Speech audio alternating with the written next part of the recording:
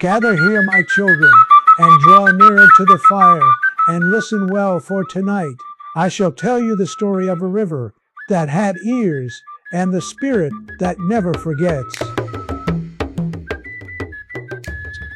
This story happened long ago, in the heart of the Oduwa Valley, a land where truth was sacred and lies were like stones thrown into still water. They always caused ripples that returned to the thrower. The village of Adio lay beside a mighty river called Omiotito, meaning the water of truth. Its surface shimmered under the sun by day and whispered under the moon by night. Elders said it was no ordinary river, it was alive, bound by ancient spirits that punished deceit and rewarded honesty. Children grew up hearing the warning. Omiotito hears all, and what you hide in words, the river will reveal. In that village lived a young man named Teo, son of Mama Ireti, the village weaver. Teo was handsome and clever, but his tongue was too quick, for truth and falsehood often danced together in his speech. He could charm anyone with his words, yet behind his smile lay the habit of twisting stories for his gain. His mother, a kind but stern woman, often warned him, "Teo, the mouth that lies builds a house on sand. When the rain falls, it will sink." But Teo would laugh, flash his white teeth, and say, "Ah, Mama, words are only wind." Once spoken, they fly away. As the moon grew full, the villagers prepared for the Festival of Waters, held once every season to honor Omiotito. It was a time of singing, dancing, and cleansing.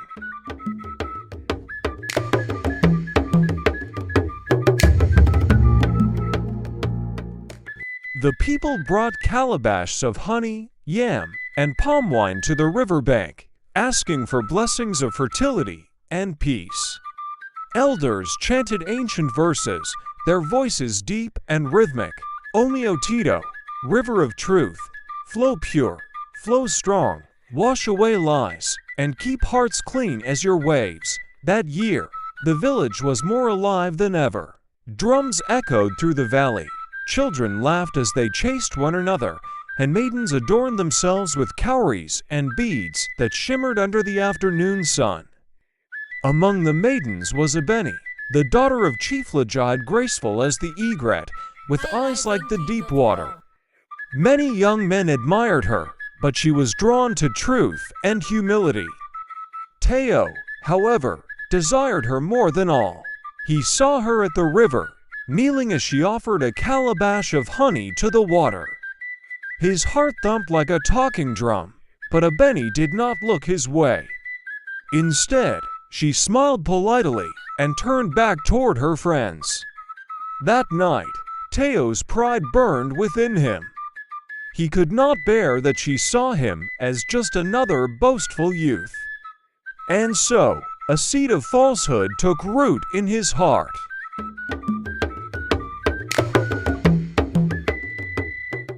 The next morning, Teo walked into the village square, where people gathered to prepare for the final ceremony. With confidence like a rooster at dawn, he announced loudly, "People of Adio, last night, Ebeni came to me at the river. She confessed her love and asked me to take her as my bride after the harvest." The crowd gasped, women whispered behind their palms, and young men scowled. "Is it true?" asked Elder Okonjo, stroking his gray beard. Teo nodded solemnly, pretending humility. "I did not wish to boast, but love cannot hide under a calabash forever." When the tale reached Chief Lajide, his face darkened. Ebeni, upon hearing it, wept in shame and anger. That evening, Ebeni went to her father's hut, tears streaking her cheeks. "Father," she sobbed, "I swear before the spirits, I never spoke such words." "Teo lies," Chief Lajide's voice thundered. "A lie about a chief's daughter is no small thing. He has stained our family's honor." He sent for Teo at once. Under the flickering torchlight, The young man stood before the chief and elders, his heart pounding, but his pride unbroken. "Teo," said the chief, his deep voice echoing, "did Abeni truly speak those words?" Teo bowed slightly and said, "Yes, my chief." The moon was full, and she stood by the river. "She told me she loved me." The elders exchanged troubled glances. To lie before them, and before the river's spirit, was to call upon a curse. Elder Okonjo rose, leaning on his carved staff. His eyes gleamed in the firelight. "Teo," he said slowly, "the river that hears truth also punishes lies. If your words are false, Omiotito will not rest." The villagers murmured a prayer under their breath. "Let the river judge," shouted a voice from the crowd. And so, the council decreed that Teo and Abeni must stand before the river the next dawn to speak their truth.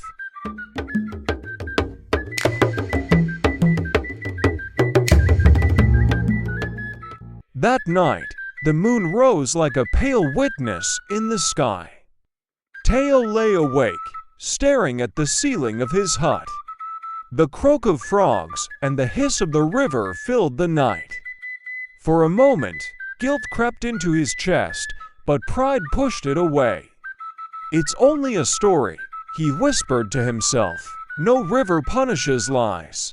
Outside, a cold wind brushed through the trees, carrying faint whispers, voices too ancient to belong to the living. When the first cock crowed, the villagers gathered by the riverbank. Mist curled over the surface like a living veil. Elders stood in a circle, and the air was thick with silence. Elder Okonjo stepped forward and struck the ground with his staff. "Before the spirit of Omiotito, let truth speak and lies be washed away." Abeni stepped forward first. Her voice trembled, but her gaze was clear. "I speak before my ancestors. I never confessed love to Teo. I am pure of heart." Then it was Teo's turn.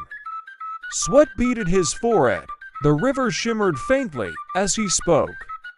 "I swear, by all that I am, Abeni did confess love to me." For a heartbeat, the world was still. Then the river gave a soft hiss, like a snake awakening. The mist thickened, and a ripple passed across the water, a warning. That night, strange things began to happen. The air turned heavy, and the usual songs of the night faded. The river's flow slowed, darkening as though clouded by anger. Children claimed to hear voices calling their names from the water. Women fetching water at dusk saw glowing shapes beneath the surface, eyes watching, waiting. Elder Okonjo gathered the council and said, "The river has spoken. Someone has lied, and the spirit grows restless." If you have not subscribed to my YouTube channel, please press that like button and subscribe now. This story will continue in part 2 about the river's warning, where the supernatural events intensify, the spirits manifest, the lie unravels, and Teo begins to face the wrath of Omiotito.